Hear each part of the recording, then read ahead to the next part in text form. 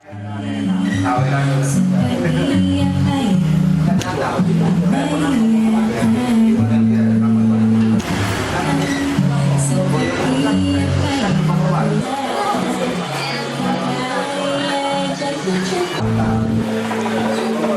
kono bukan nak demo ya.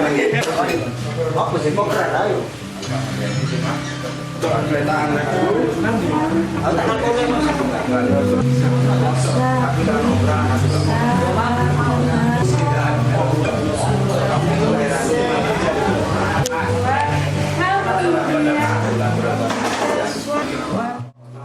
Yang 3 itu kan boleh buka.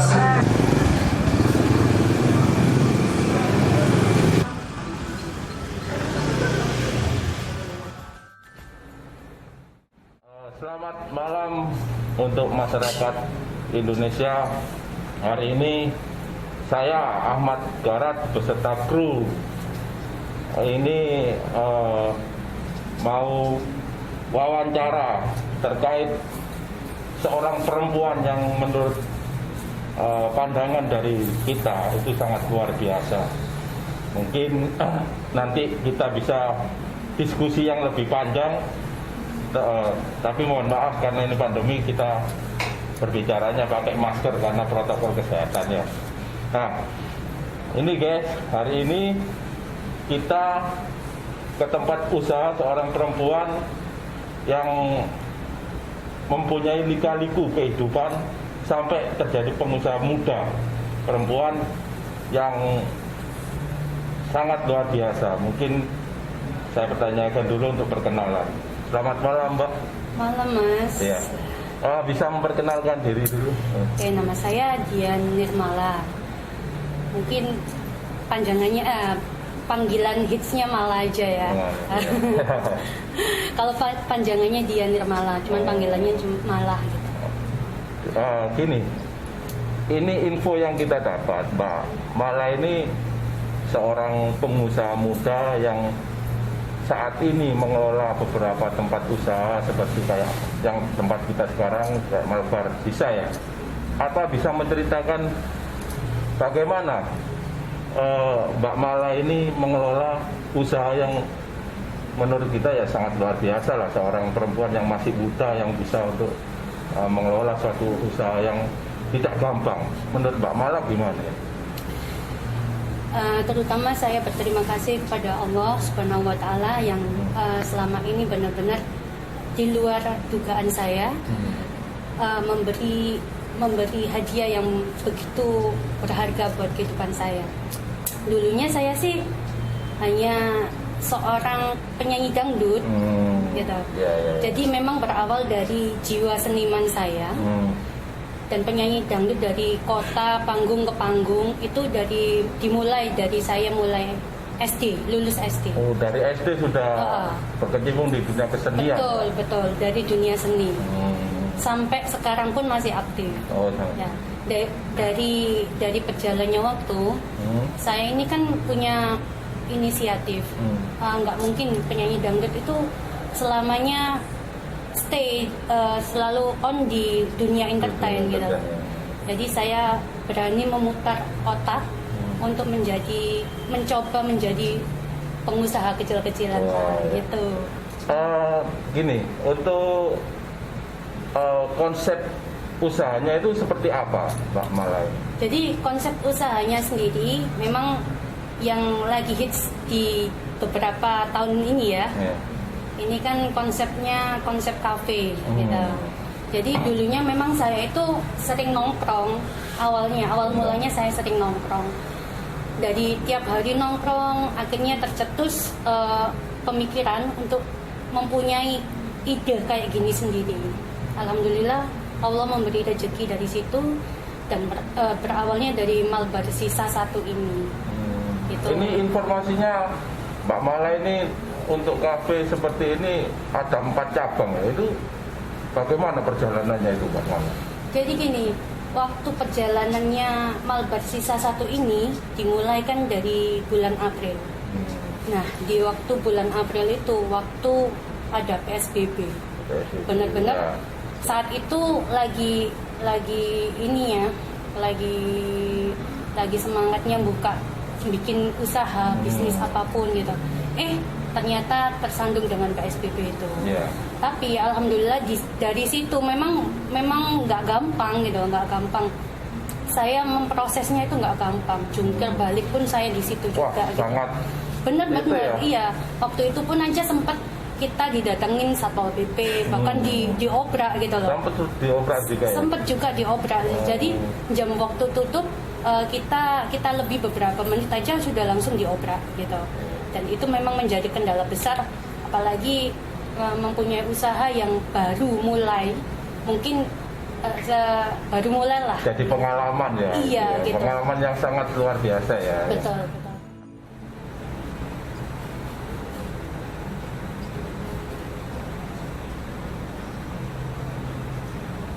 Kembali lagi kita diskusi terkait seorang perempuan yang bernama Dian Nirmala, yang dipanggil Mala, yang sangat luar biasa, membuat inspirasi perempuan di seluruh Indonesia. Nah, kita kembali lagi Pak Mala. Iya Mas.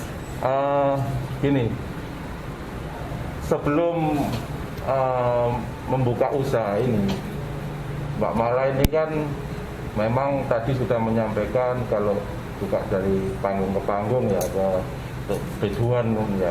Iya. Nah, terus infonya itu kan ada beberapa kafe ya yang dikelola saat ini. Itu informasinya kan 4 kafe ya. Itu pendanaan awal itu seperti apa untuk, kan namanya bisnis itu kan pasti ada modal ya. Nah itu gimana Mbak Mala ini kok bisa langsung mempunyai beberapa cabang? Jadi gini, awal mulanya kan sebelum jauh dari bisnis kafe ini, saya itu mempunyai bisnis lain. Apa itu? Bisnis kos-kosan. Oh, punya rumah kos ya? Ya, yang itu namanya saya sebut Malbar The Kos.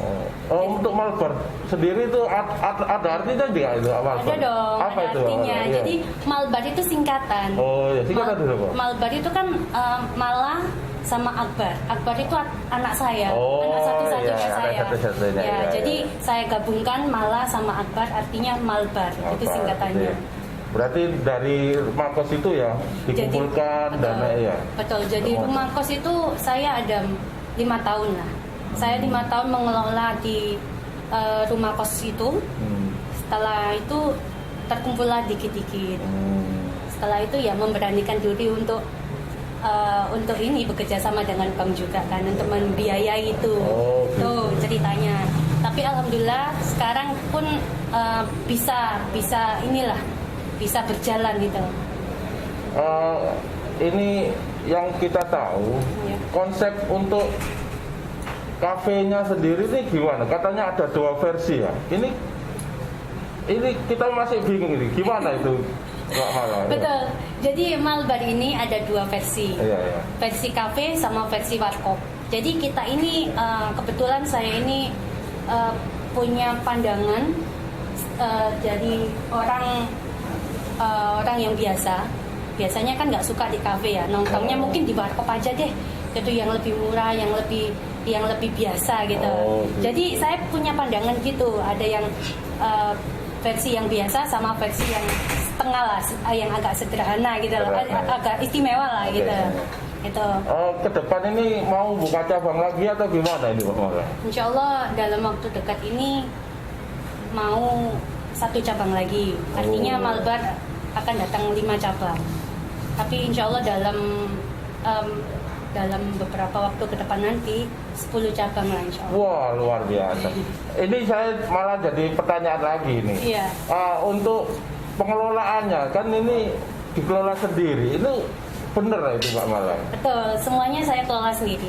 Jadi semuanya saya tanganin sendiri dengan sistem manajemen sendiri, tidak ada campur tangan dengan manajemen lain. Jadi semuanya benar-benar saya backup sendiri, dari pegawai, dari trouble, dari semuanya, dari stok dapur dan semuanya itu saya pegang sendiri. Wah luar biasa. Gitu. Kemungkinan kalau ke depan ada bikin usaha baru atau gimana? Insya Allah ada. Apa itu lukisannya? Mungkin kalau saya ya, kalau dari pandangan saya minatnya lebih ke usaha yang menengah ke bawah, yang bisa diminatin banyak orang, bisa dijangkau dengan banyak orang. Insya Allah ini usahanya es degan. Es degan apa itu? Itu jadi ada iya, panjangannya ini? Enggak, benar. Es degan itu kita spesial menjual es degan. Cuma nanti beberapa cabang di titik Surabaya ini insya Allah nanti ada. Namanya insya Allah es degan Malbar. Oh, iya. Jadi degannya pun es degannya bukan es degan biasa, es degan susu madu atau es degan madu campur, atau ya? Iya, es degan original gitu. Rencananya gitu, tapi dengan beberapa titik cabang. Kurang bisa. Kembali lagi hari kita diskusi yang sangat luar biasa. Malam ini spektakuler bagi kita ya, karena kedapatan tamu seorang perempuan yang sudah memberikan masukan yang luar biasa, yang menceritakan usaha-usahanya seperti apa. Nah ini Mbak Mala, Ya. kita kembali lagi ya. Ya Mas. Tadi saya kan berpikirnya gini, kok bisa ya seorang Mala, seorang perempuan tapi mengelola banyak usaha sendiri ya. Itu bisa kasih bocoran nggak konsepnya itu bagaimana cara kan ada beberapa titik ya. Ya. Nah itu gimana cara kalau kita memberikan masukan kepada pegawai atau mengolah lah, gimana? Itu gimana Mbak Mala? Jadi gini, sekarang itu zamannya zaman mudah sekali ya. Gitu. Dengan kita ada sosmed, ada sosial media, pegang HP itu sangat mudah sekali untuk menjangkau mereka, mengatur gimana konsep-konsepnya, mengatur gimana nantinya ada trouble itu nantinya bisa di situ. Oh, berarti memanfaatkan media sosial ya. Betul. Contohnya jadi, apa media sosial? Ini di WA, contohnya salah satu WA ya. Ya. Di grup salah satu cabangnya Malbar itu saya buatkan grup khusus untuk cabang ini. Oh ya, dan cabang masing-masingnya. Ya. Jadi di situ mereka itu semuanya kalau ada trouble, kalau ada masalah stok, kalau ada masalah customer, itu mereka saling mengisi di situ. Dan saya berupaya untuk memantau pergerakan mereka di situ juga. Begitu. Ya. Kalau dalam waktu saat ini loh ya. Jadi nggak seberapa ribet gitu loh. Jadi alhamdulillah mereka juga bisa dipandu dengan enak. Gitu.